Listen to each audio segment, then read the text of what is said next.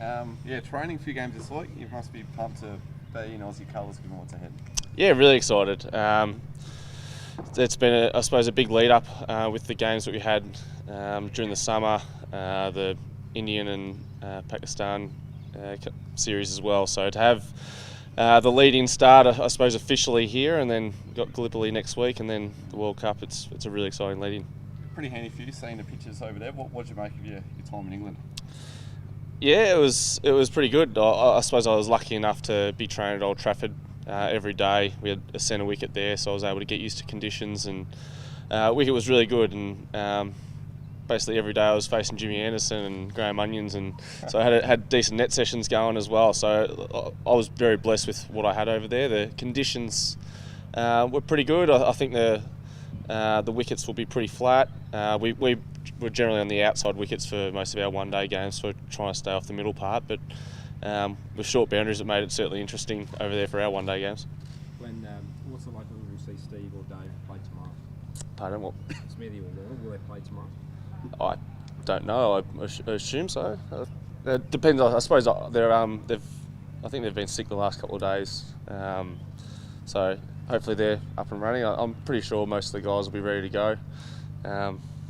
Hopefully the weather's like this as well. Has it been business as usual with those two back in, or a different feeling with those two in the group? What's it been like? Nah, it's been business as usual. Everyone's sort of slotted straight back in. Marcus Stoinis was obviously over there as well in the IPL, so he's had his fair run over there, played a few games, so for him to come straight back in as well.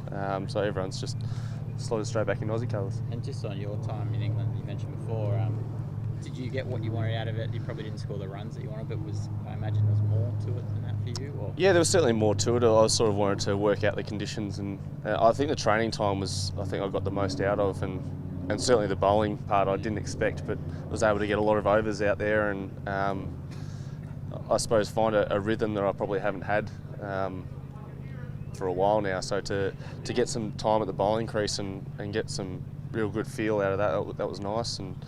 But yeah, it was nice to spend some time out in the middle in different games, and especially at nets, getting used to that was nice. Do you sort of envisage, you mentioned your bowling, it being a fairly important factor in the balance of the side in the World Cup? Yeah, potentially. I think with myself and Marcus Stoinis being able to be a fifth or sixth bowler, depending on what sort of side we go with, to have those extra overs is really important for Aaron to have at his disposal. So if we can be relied on to bowl key overs, even if it is during the power play or at the end, that's going to be really important for us. Say business as usual. Does someone give them a kiss and a cuddle when they first walk in to get there? Like how do you first get to that stage?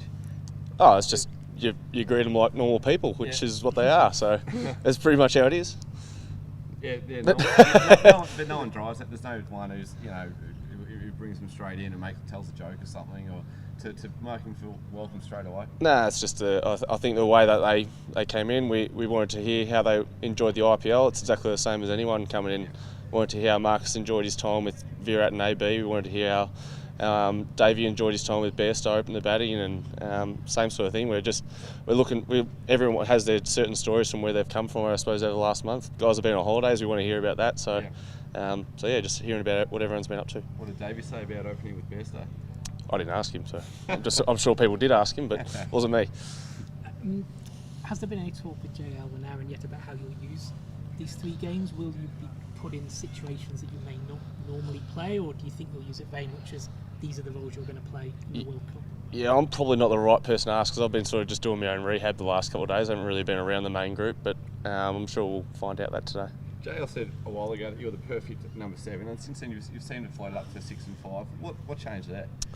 Oh, I think it's just opportunities and the game, and how the situation of the game as well. So I think that's been the main thing. And the top board are doing a really good job as well. They've been really successful, so I've been able to sort of ride on the back of that, come in at different times and really expand on really good starts. I think we saw in the UAE that they performed extremely well. Aaron and Usman were outstanding up at the top, so for me to sort of just ride on the back of that and play a different role was really enjoyable, and hopefully there's a similar thing that happens during the World Cup. Is it a case of you just having the pads on and potentially being ready to go at any point in the innings? Well, I joked about this, but as soon as it gets past about the 15th over and we're none down, I put them on and just wait there.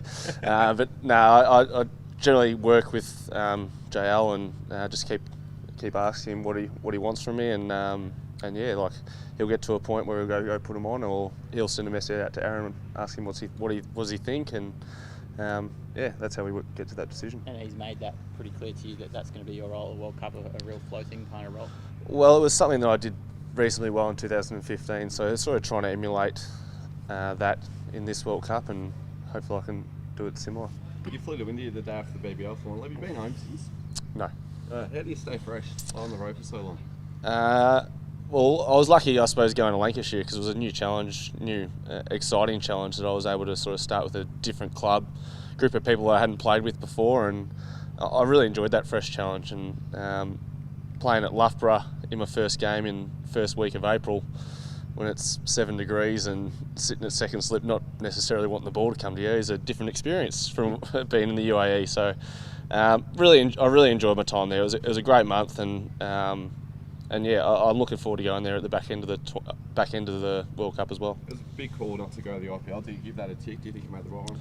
Yeah, I think I did, but only time will tell. Hopefully, I have a successful World Cup, and then we can give it a big tick.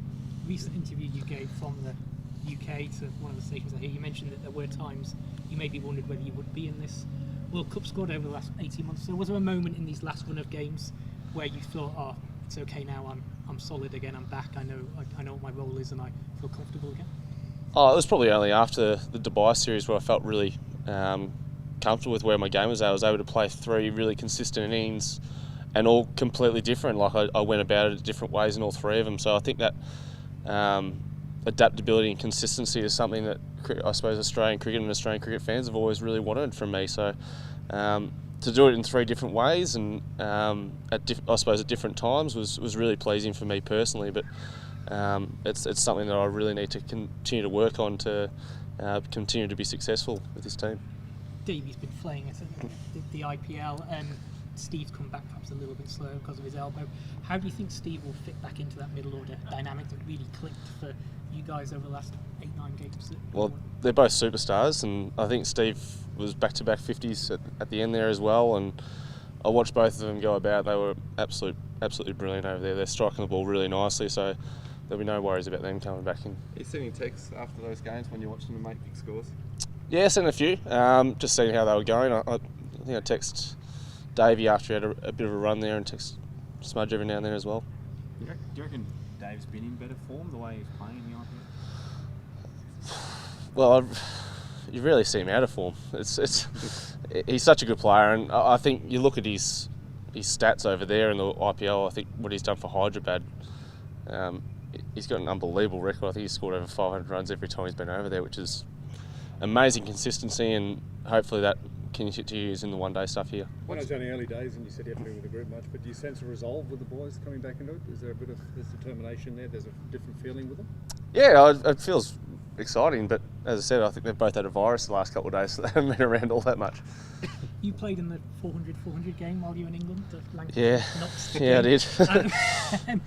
Do you think that's likely to happen, those sorts of games at the World Cup, or was it, again, you were saying, pitches to the edge of the square, things like that? Do you think, I mean, JL spoke about it earlier, he doesn't necessarily think it's going to be, you need 350 all the time at the World Cup. How do you see that? There might be a couple of games that are extremely high scoring. That was an extreme part, I suppose, at Trent Bridge, where you've got the corner boundary, which is quite a cut-off, I suppose, at that 45 boundary, and we were pretty close to the edge of it, and basically went in a circle 5 metres and boundary. So if you flick one past 45, you get 6, which is hard work to stop, I suppose, as an opposition team. And it was an extraordinary game, and if it wasn't for a couple of decisions, it could have gone our way. But we should have basically chased 417 on, and that's the sort of conditions where I suppose we're going to be exposed to. That it didn't really spin a whole lot.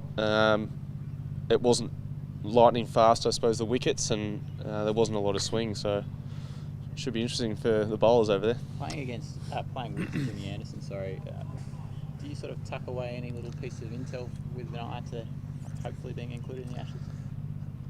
Yeah, I certainly tuck away pieces of intel for personal use if I ever have to face him again, because as I said, I faced him in the nets an awful lot.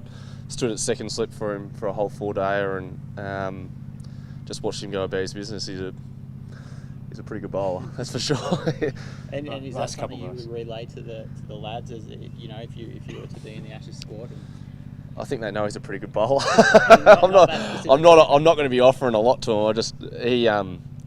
He just angled everything around my groin area, basically most balls in the net. So that wasn't very enjoyable. He's a world class performer, and his length that he bowls is impeccable, and he really misses the spot.